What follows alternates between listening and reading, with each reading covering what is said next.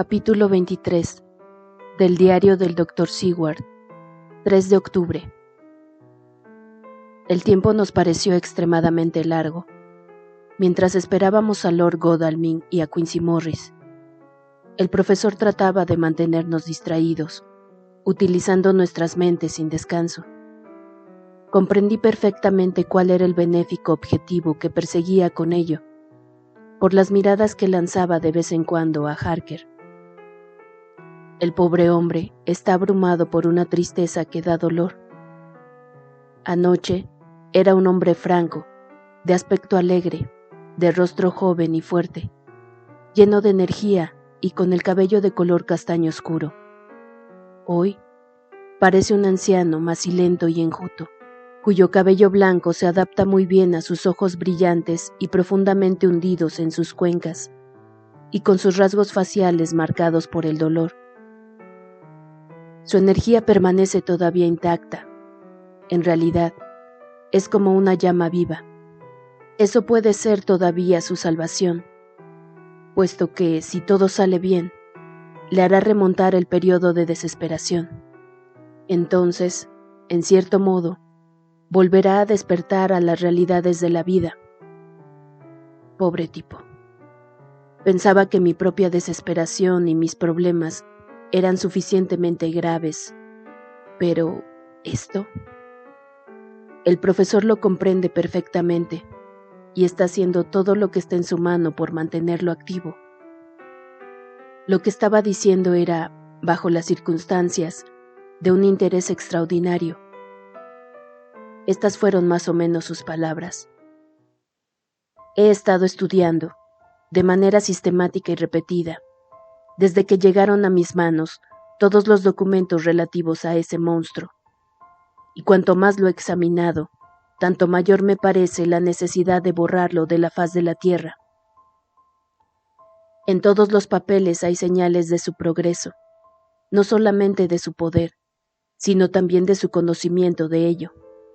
Como supe, por las investigaciones de mi amigo Arminius de Budapest, era en vida un hombre extraordinario, soldado, estadista y alquimista, cuyos conocimientos se encontraban entre los más desarrollados de su época. Poseía una mente poderosa, conocimientos incomparables y un corazón que no conocía el temor ni el remordimiento. Se permitió incluso asistir a la escolomancia, y no hubo ninguna rama del saber de su tiempo que no hubiera ensayado.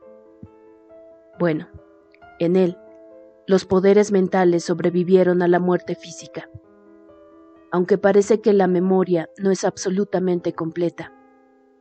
Respecto a algunas facultades mentales, ha sido y es como un niño, pero está creciendo, y en ciertas cosas, que eran infantiles al principio, son ahora de estatura de hombre. Está experimentando, y lo está haciendo muy bien. Y a no ser porque nos hemos cruzado en su camino, podría ser todavía, o lo será si fracasamos, el padre o el continuador de seres de un nuevo orden, cuyos caminos conducen a través de la muerte, no de la vida. Harker gruñó y dijo: «Y todo eso va dirigido contra mi adorada esposa. Pero, ¿cómo está experimentando? El conocimiento de eso puede ayudarnos a destruirlo». Desde su llegada, ha estado ensayando sus poderes sin cesar, lenta y seguramente. Su gran cerebro infantil está trabajando, puesto que si se hubiera podido permitir ensayar ciertas cosas desde un principio, hace ya mucho tiempo que estarían dentro de sus poderes. Sin embargo, desea triunfar, y un hombre que tiene ante sí varios siglos de existencia puede permitirse esperar y actuar con lentitud. Festina lente. Puede ser muy bien su lema. «No lo comprendo», dijo Harker cansadamente. «Sea más explícito, por favor. Es posible que el sufrimiento y las preocupaciones estén oscureciendo mi entendimiento». El profesor le puso una mano en el hombro y le dijo: «Muy bien, amigo mío, voy a ser más explícito. ¿No ve usted cómo últimamente ese monstruo ha adquirido conocimientos de manera experimental? Ha estado utilizando al paciente zoófago para lograr entrar en la casa del amigo John. El vampiro, aunque después puede entrar tantas veces como lo desee, al principio solamente puede entrar en un edificio si alguno de los habitantes así se lo pide. Pero esos no son sus experimentos más importantes. ¿No vimos que al principio todas esas pesadas cajas de tierra fueron desplazadas por otros? No sabía entonces a qué atenerse, pero a continuación todo cambió. Durante todo este tiempo, su cerebro infantil se ha estado desarrollando y comenzó a pensar en si no podría mover las cajas él mismo. Por consiguiente, más tarde, cuando descubrió que no le era difícil hacerlo, trató de desplazarlas solo, sin ayuda de nadie. Así progresó y logró distribuir sus tumbas de tal modo que solo él conoce ahora el lugar en donde se encuentran. Es posible que haya pensado en enterrar las cajas profundamente en el suelo, de tal manera que solamente las utilice durante la noche o en los momentos en que puede cambiar de forma. Le resulta igualmente conveniente, y nadie puede saber dónde se encuentran sus escondrijos. Pero no se desesperen, amigos míos. Adquirió ese conocimiento demasiado tarde. Todos los escondrijos, excepto uno, deben haber sido esterilizados ya, y antes de la puesta del sol lo estarán todos. Entonces, no le quedará ningún lugar donde poder esconderse. Me retrasé esta mañana para estar seguro de ello. ¿No ponemos en juego nosotros algo mucho más preciado que él? Entonces, ¿por qué no somos más cuidadosos que él? En mi reloj veo que ya es la 1, y si todo marcha bien, nuestros amigos Arthur y Quincy deben estar ya en camino para reunirse con nosotros. Hoy es nuestro día, y debemos avanzar con seguridad, aunque lentamente, y aprovechando todas las oportunidades que se nos presenten. Vean, seremos 5 cuando regresen nuestros 2 amigos ausentes. Mientras hablábamos, nos sorprendimos mucho al escuchar una llamada en la puerta principal de la casona, la doble llamada del repartidor de mensajes telegráficos. Todos salimos al vestíbulo al mismo tiempo, y Van Helsing, levantando la mano hacia nosotros para que guardáramos silencio, se dirigió hacia la puerta y la abrió. Un joven le tendió un telegrama. El profesor volvió a cerrar la puerta, y después de examinar la dirección, lo abrió y leyó en voz alta. Cuidado con D.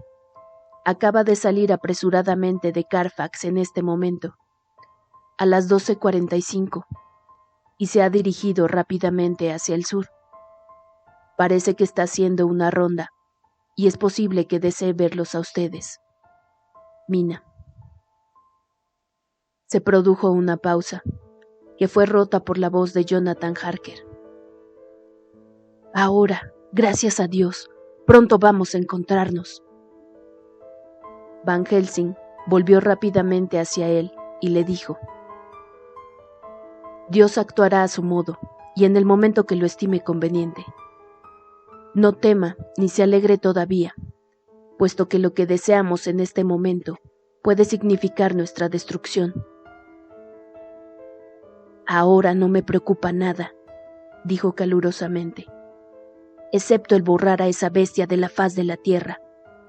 Sería capaz de vender mi alma por lograrlo. No diga usted eso, amigo mío, dijo Van Helsing. Dios en su sabiduría no compra almas, y el diablo, aunque puede comprarlas, no cumple su palabra.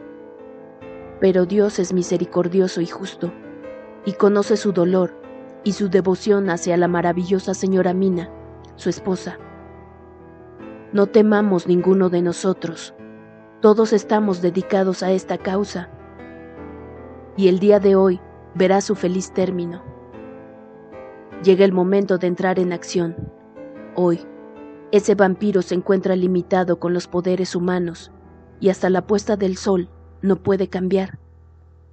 Tardará cierto tiempo en llegar. Es la 1:20, y deberá pasar un buen rato antes de que llegue.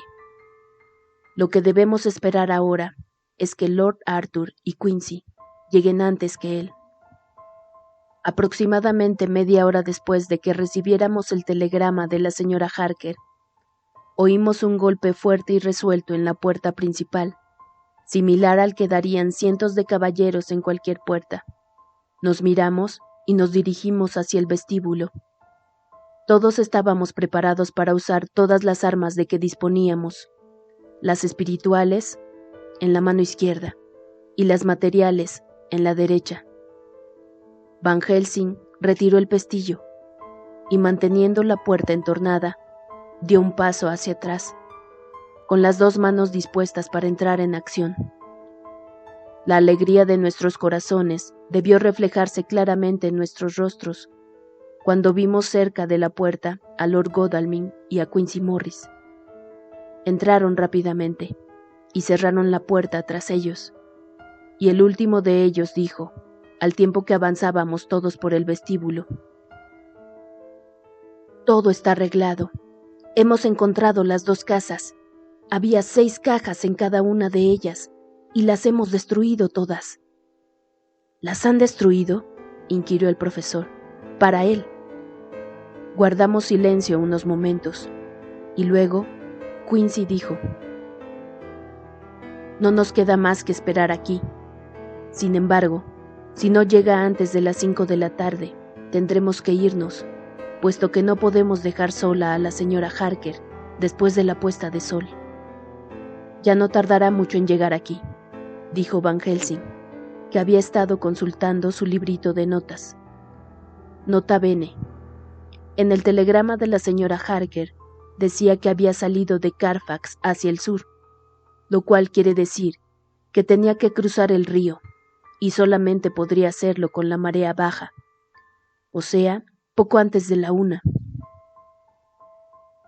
El hecho de que se haya dirigido hacia el sur tiene cierto significado para nosotros. Todavía sospecha solamente, y fue de Carfax al lugar en donde menos puede sospechar que puede encontrar algún obstáculo. Deben haber estado ustedes en Bermondsey, y muy poco rato antes que él. El hecho de que no haya llegado aquí todavía demuestra que fue antes a Mile End. En eso se tardará algún tiempo, puesto que tendrá que volver a cruzar el río de algún modo. Créanme, amigos míos, que ahora ya no tendremos que esperar mucho rato. Tenemos que tener preparado algún plan de ataque para que no desaprovechemos ninguna oportunidad. Ya no tenemos tiempo. Tengan todos preparados las armas. Manténganse alerta. Levantó una mano, a manera de advertencia, al tiempo que hablaba, ya que todos pudimos oír claramente que una llave se introducía suavemente en la cerradura. No pude menos que admirar, incluso en aquel momento, el modo como un espíritu dominante se afirma a sí mismo. En todas nuestras partidas de caza y aventuras de diversa índole, en varias partes del mundo, Quincy Morris había sido siempre el que disponía los planes de acción, y Arthur y yo nos acostumbramos a obedecerle de manera implícita. Ahora, la vieja costumbre parecía renovarse instintivamente. Dando una ojeada rápida a la habitación, estableció inmediatamente nuestro plan de acción. Y sin pronunciar ni una sola palabra, con el gesto, nos colocó a todos en nuestros respectivos puestos.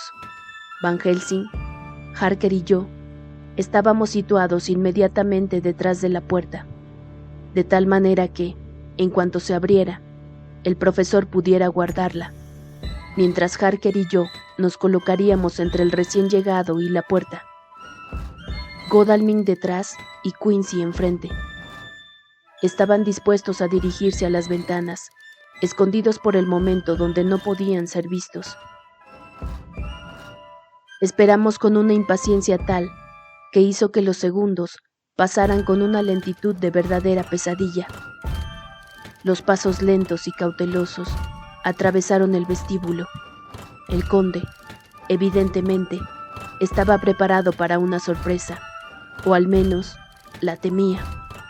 Repentinamente, con un salto enorme, penetró en la habitación, pasando entre nosotros antes de que ninguno pudiera siquiera levantar una mano para tratar de detenerlo.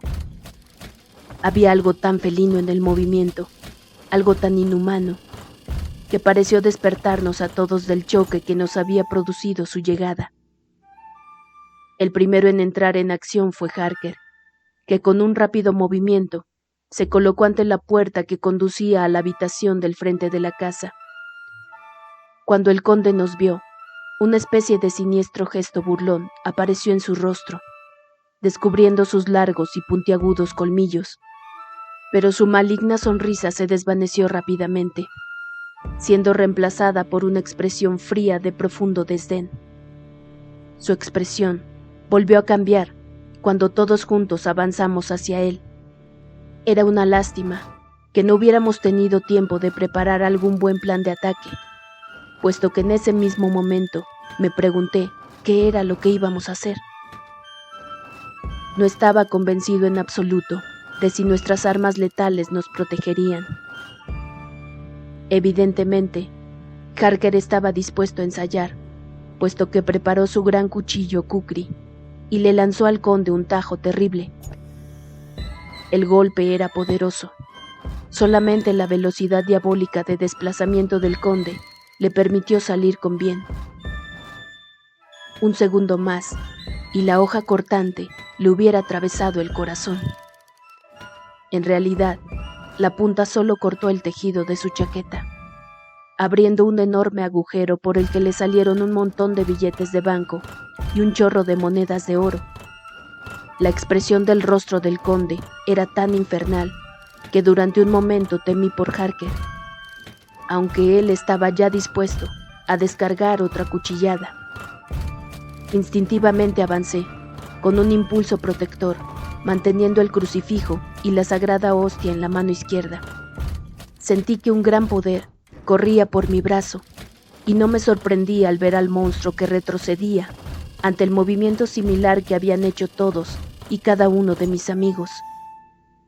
Sería imposible describir la expresión de odio y terrible malignidad, de ira y rabia infernales, que apareció en el rostro del conde. Su piel cerúlea se hizo verde amarillenta, por contraste con sus ojos rojos y ardientes, y la roja cicatriz que tenía en la frente resaltaba fuertemente, como una herida abierta y palpitante. Un instante después, con un movimiento sinuoso, pasó bajo el brazo armado de Harker. Antes de que pudiera éste descargar su golpe, recogió un puñado de dinero que estaba en el suelo, atravesó la habitación y se lanzó contra una de las ventanas. Entre el tintineo de los cristales rotos, cayó al patio, bajo la ventana. En medio del ruido de los cristales rotos, alcancé a oír el ruido que hacían varios soberanos al caer al suelo, sobre el asfalto. Nos precipitamos hacia la ventana y lo vimos levantarse indemne del suelo. Ascendió los escalones a toda velocidad, cruzó el patio y abrió la puerta de las caballerizas. Una vez allí, se volvió y nos habló. ¿Creen ustedes poder confundirme con sus rostros pálidos, como las ovejas en el matadero? Ahora van a sentirlo todos ustedes. Creen haberme dejado sin un lugar en el que poder reposar, pero tengo otros. Mi venganza va a comenzar ahora. Ando por la tierra desde hace siglos y el tiempo me favorece.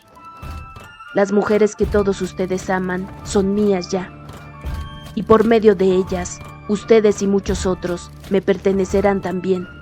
Serán mis criaturas, para hacer lo que yo les ordene y para ser mis chacales cuando desee alimentarme. ¡Bah! Con una carcajada llena de desprecio, pasó rápidamente por la puerta y oímos que el oxidado cerrojo era corrido cuando cerró la puerta tras él. Una puerta más allá se abrió y se cerró nuevamente. El primero de nosotros que habló fue el profesor. cuando, comprendiendo lo difícil que sería perseguirlo por las caballerizas, nos dirigimos hacia el vestíbulo. Hemos aprendido algo, mucho. A pesar de sus fanfarronadas, nos teme. Teme al tiempo y teme a las necesidades. De no ser así, ¿por qué iba a apresurarse tanto? El tono mismo de sus palabras lo traicionó, o mis oídos me engañaron. ¿Por qué tomó ese dinero? Van a comprenderme rápidamente. Son ustedes cazadores de una bestia salvaje y lo comprenden. En mi opinión, tenemos que asegurarnos de que no pueda utilizar aquí nada, si es que regresa. Al hablar, se metió en el bolsillo el resto del dinero. Tomó los títulos de propiedad del montoncito en que los había dejado Harker y arrojó todo al resto de la chimenea, prendiéndole fuego con un fósforo. Godalming y Morris habían salido al patio, y Harker se había descolgado por la ventana para seguir al conde. Sin embargo, Drácula había cerrado bien la puerta de las caballerizas, y para cuando pudieron abrirla, ya no encontraron rastro del vampiro. Van Helsing y yo tratamos de investigar un poco en la parte posterior de la casa, pero las caballerizas estaban desiertas y nadie lo había visto salir. La tarde estaba ya bastante avanzada y no faltaba ya mucho para la puesta del sol. Tuvimos que reconocer que el trabajo había concluido y con tristeza estuvimos de acuerdo con el profesor cuando dijo: regresemos con la señora Mina, con la pobre señora Harker. Ya hemos hecho todo lo que podíamos por el momento y al menos vamos a poder protegerla. Pero es preciso que no desesperemos. No le queda al vampiro más que una caja de tierra y vamos a tratar de encontrarla. Cuando lo logremos, todo irá bien. Comprendí que estaba hablando tan valerosamente como podía para consolar a Harker. El pobre hombre estaba completamente abatido y de vez en cuando gemía, sin poder evitarlo. Estaba pensando en su esposa. Llenos de tristeza, regresamos a mi casa, donde hallamos a la señora Harker esperándonos, con una apariencia de buen humor que honraba su valor y su espíritu de colaboración. Cuando vio nuestros rostros, el suyo propio se puso tan pálido como el de un cadáver. Durante 1 o 2 segundos, permaneció con los ojos cerrados, como si estuviera orando en secreto, y después dijo amablemente: nunca podré agradecerles bastante lo que han hecho. Ah, mi pobre esposo. Mientras hablaba, tomó entre sus manos la cabeza grisácea de su esposo y la besó. Apoya tu pobre cabeza aquí y descansa. Todo estará bien ahora, querido. Dios nos protegerá si así lo desea. El pobre hombre gruñó. No había lugar para las palabras en medio de su sublime tristeza. Cenamos juntos sin apetito, y creo que eso nos dio ciertos ánimos a todos. Era quizá el simple calor animal que infunde el alimento a las personas hambrientas, ya que ninguno de nosotros había comido nada desde la hora del desayuno. O es probable que sentir la camaradería que reinaba entre nosotros nos consolara un poco. Pero, sea como fuere, el caso es que nos sentimos después menos tristes y pudimos pensar en el porvenir con cierta esperanza. Cumpliendo nuestra promesa, le relatamos a la señora Harker todo lo que había sucedido, y aunque se puso intensamente pálida a veces, cuando su esposo estuvo en peligro, y se sonrojó otras veces, cuando se puso de manifiesto la devoción que sentía por ella, escuchó todo el relato valerosamente y conservando la calma.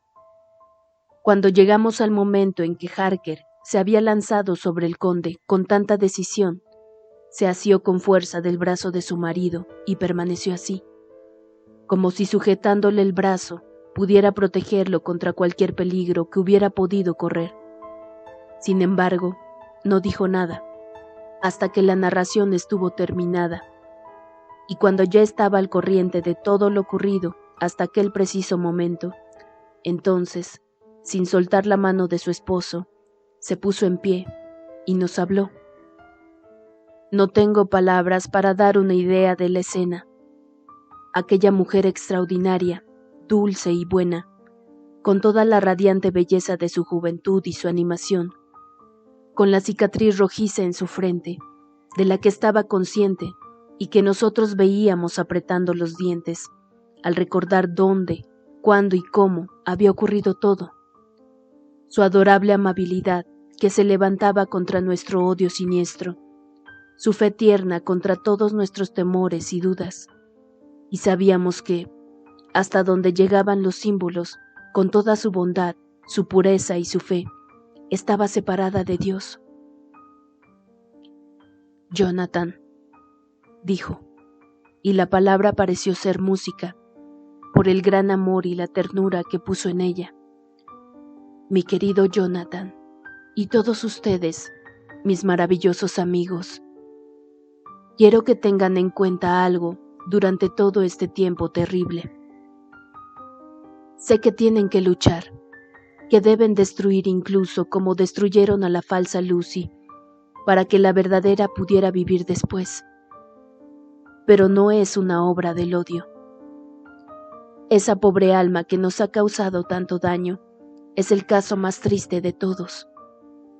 Imaginen ustedes cuál será su alegría cuando él también sea destruido en su peor parte, para que la mejor pueda gozar de la inmortalidad espiritual. Deben tener también piedad de él, aun cuando esa piedad no debe impedir que sus manos lleven a cabo su destrucción. Mientras hablaba, pude ver que el rostro de su marido se obscurecía y se ponía tenso, como si la pasión que lo consumía estuviera destruyendo todo su ser. Instintivamente, su esposa le apretó todavía más la mano, hasta que los nudillos se le pusieron blancos. Ella no parpadeó siquiera a causa del dolor que estoy seguro debía estar sufriendo, sino que lo miró con ojos más suplicantes que nunca. Cuando ella dejó de hablar, su esposo se puso en pie bruscamente, arrancando casi su mano de la de ella, y dijo: «Que Dios me lo ponga en las manos durante el tiempo suficiente para destrozar su vida terrenal, que es lo que estamos tratando de hacer. Si además de eso puedo enviar su alma al infierno ardiente por toda la eternidad, lo haré gustoso». «Oh, basta, basta. En el nombre de Dios no digas tales cosas. Jonathan, esposo mío, harás que me desplome, víctima del miedo y del horror. Piensa solo, querido. Yo he estado pensando en ello durante todo este largo día, que quizá, algún día, yo también puedo necesitar esa piedad. Y que alguien como tú, con las mismas causas para odiarme, puede negármela. Esposo mío, mi querido Jonathan, hubiera querido evitarte ese pensamiento, si hubiera habido otro modo. Pero suplico a Dios que no tome en cuenta tus palabras y que las considere como el lamento de un hombre que ama y que tiene el corazón destrozado. Dios mío, deja que sus pobres cabellos blancos sean una prueba de todo lo que ha sufrido.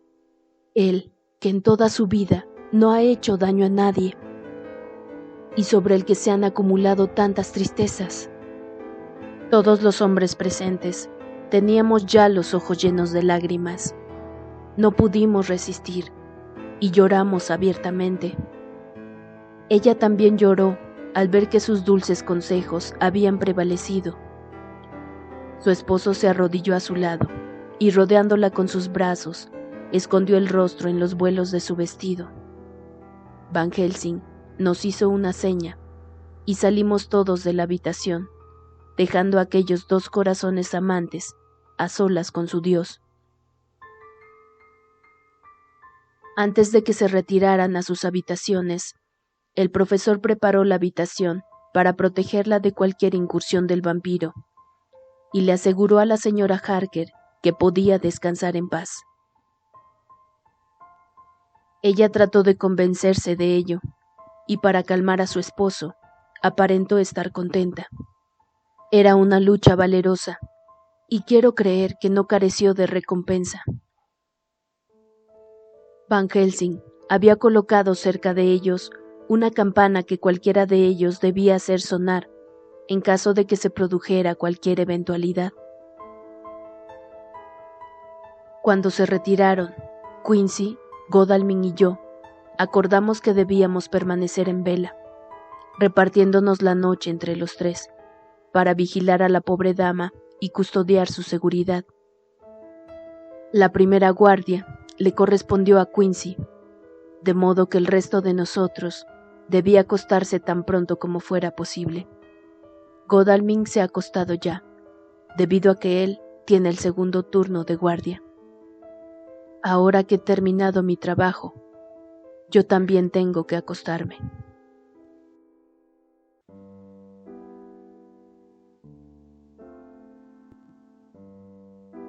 Del diario de Jonathan Harker, 3 y 4 de octubre, cerca de la medianoche. Creí que el día de ayer no iba a terminar nunca. Tenía el deseo de dormirme, con la esperanza de que al despertar descubriría que las cosas habían cambiado y que todos los cambios serían en adelante para mejor. Antes de separarnos, discutimos sobre cuál debería ser nuestro siguiente paso, pero no pudimos llegar a ningún resultado. Lo único que sabíamos era que quedaba todavía una caja de tierra y que solamente el conde sabía dónde se encontraba. Si desea permanecer escondido, puede confundirnos durante años enteros, y mientras tanto, el pensamiento es demasiado horrible. No puedo permitirme pensar en ello en este momento. Lo que sí sé es que si alguna vez ha existido una mujer absolutamente perfecta, esa es mi adorada y herida esposa. La amo 1000 veces más por su dulce piedad de anoche, una piedad que hizo que incluso el odio que le tengo al monstruo pareciera despreciable. Estoy seguro de que Dios no permitirá que el mundo se empobrezca por la pérdida de una criatura semejante. Esa es una esperanza para mí. Nos estamos dirigiendo todos hacia los escollos, y la esperanza es la única ancla que me queda. Gracias a Dios, Mina está dormida y no tiene pesadillas. Temo pensar en cuáles podrían ser sus pesadillas, con recuerdos tan terribles que pueden provocarlas. No ha estado tan tranquila, por cuanto he podido ver desde la puesta del sol. Luego, durante un momento, se extendió en su rostro una calma tal que era como la primavera después de las tormentas de marzo. Pensé en ese momento que debía tratarse del reflejo de la puesta del sol en su rostro, pero, en cierto modo, ahora sé que se trataba de algo mucho más profundo. No tengo sueño yo mismo, aunque estoy cansado, terriblemente cansado. Sin embargo, debo tratar de conciliar el sueño, ya que tengo que pensar en mañana, y en que no podrá haber descanso para mí hasta que...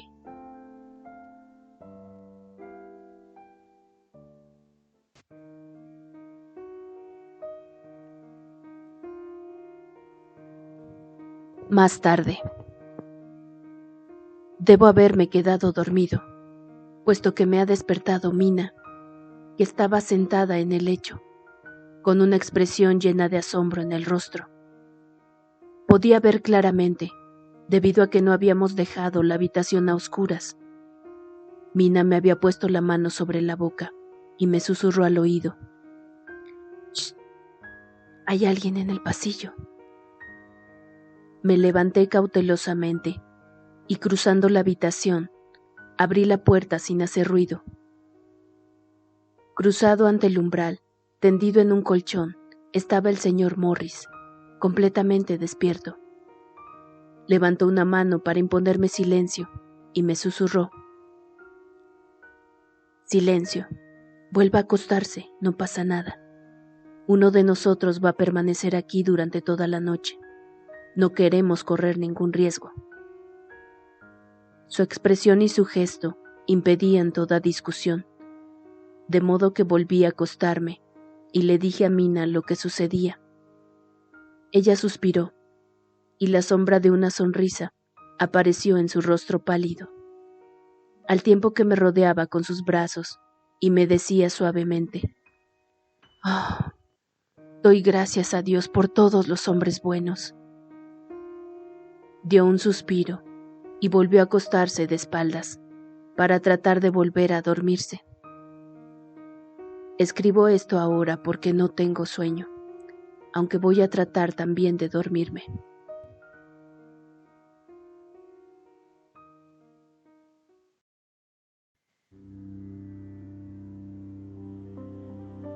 «4 de octubre, por la mañana. Mina me despertó otra vez en el transcurso de la noche. Esta vez habíamos dormido bien los dos, ya que las luces del amanecer iluminaban ya las ventanas débilmente, y la lamparita de gas era como un punto, más que como un disco de luz. «Vete a buscar al profesor», me dijo apresuradamente. «Quiero verlo enseguida». «¿Por qué?», le pregunté. «Tengo una idea. Supongo que debe habérseme ocurrido durante la noche y que ha madurado sin darme cuenta de ello. Debe hipnotizarme antes del amanecer y entonces podré hablar. Date prisa, querido, ya no queda mucho tiempo». Me dirigí a la puerta y vi al doctor Seward, que estaba tendido sobre el colchón y que al verme se puso en pie de un salto. «¿Sucede algo malo?», preguntó alarmado. «No», le respondí, «pero Mina desea ver al doctor Van Helsing inmediatamente». 2 o 3 minutos después, Van Helsing estaba en la habitación, en sus ropas de dormir, y el señor Morris y Lord Godalming estaban en la puerta, con el doctor Seward haciendo preguntas. Cuando el profesor vio a Mina, una sonrisa, una verdadera sonrisa, hizo que la ansiedad abandonara su rostro. Se frotó las manos y dijo: «Mi querida señora Mina, vaya cambio. Mire, amigo Jonathan, hemos recuperado a nuestra querida señora Mina nuevamente, como antes». Luego se volvió hacia ella y le dijo amablemente: «¿Y qué puedo hacer por usted? Supongo que no me habrá llamado usted a esta hora por nada». «Quiero que me hipnotice usted», dijo Mina. «Hágalo antes del amanecer, ya que creo que entonces podré hablar libremente. Dese prisa, ya no nos queda mucho tiempo». Sin decir palabra, el profesor le indicó que tomara asiento en la cama. La miró fijamente y comenzó a hacer pases magnéticos frente a ella, desde la parte superior de la cabeza de mi esposa hacia abajo, con ambas manos, repitiendo los movimientos varias veces. Mina lo miró fijamente durante unos minutos, durante los cuales mi corazón latía como un martillo pilón, debido a que sentía que iba a presentarse pronto alguna crisis. Gradualmente, sus ojos se fueron cerrando y siguió sentada, absolutamente inmóvil. Solamente por la elevación de su pecho, al ritmo de su respiración, podía verse que estaba viva. El profesor hizo unos cuantos pases más y se detuvo. Entonces vi que tenía la frente cubierta de gruesas gotas de sudor. Mina abrió los ojos, pero no parecía ser la misma mujer. Había en sus ojos una expresión de vacío, como si su mirada estuviera perdida a lo lejos. Y su voz tenía una tristeza infinita, que era nueva para mí. Levantando la mano para imponerme silencio, el profesor me hizo seña de que hiciera pasar a los demás. Entraron todos sobre la punta de los pies, cerrando la puerta tras ellos, y permanecieron en pie cerca de la cama, mirando atentamente. Mina no pareció verlos. El silencio fue interrumpido por el profesor Van Helsing, hablando en un tono muy bajo de voz, para no interrumpir el curso de los pensamientos de mi esposa. ¿Dónde se encuentra usted? La respuesta fue dada en un tono absolutamente carente de inflexiones. No lo sé. El sueño no tiene ningún lugar que pueda considerar como real. Durante varios minutos reinó el silencio. Mina continuaba sentada rígidamente, y el profesor la miraba fijamente. El resto de nosotros apenas nos atrevíamos a respirar. La habitación se estaba haciendo cada vez más clara. Sin apartar los ojos del rostro de Mina, el profesor me indicó con un gesto que corriera las cortinas, y el día pareció envolvernos a todos. Una raya rojiza apareció, y una luz rosada se difundió por la habitación. En ese instante, el profesor volvió a hablar. ¿Dónde está usted ahora? La respuesta fue de sonámbula, pero con intención. Era como si estuviera interpretando algo. La he oído emplear el mismo tono de voz cuando lee sus notas escritas en taquigrafía. No lo sé. Es un lugar absolutamente desconocido para mí. ¿Qué ve usted? No veo nada. Está todo oscuro. ¿Qué oye usted? Noté la tensión en la voz paciente del profesor. El ruido del agua. Se oye un ruido de resaca y de pequeñas olas que chocan. Puedo oírlas al exterior. Entonces, ¿está usted en un barco? Todos nos miramos unos a otros, tratando de comprender algo. Teníamos miedo de pensar. La respuesta llegó rápidamente. Oh, sí. ¿Qué otra cosa oye? Ruido de pasos de hombres que corren de un lado para otro. Oigo también el ruido de una cadena y un gran estrépito, cuando el control del torno cae al trinquete. ¿Qué está usted haciendo? Estoy inmóvil, absolutamente inmóvil. Es algo como la muerte. La voz se apagó, convirtiéndose en un profundo suspiro, como de alguien que está dormido, y los ojos se le volvieron a cerrar. Pero esta vez el sol se había elevado ya, y nos encontramos todos en plena luz del día. El doctor Van Helsing colocó sus manos sobre los hombros de Mina, e hizo que su cabeza reposara suavemente en las almohadas.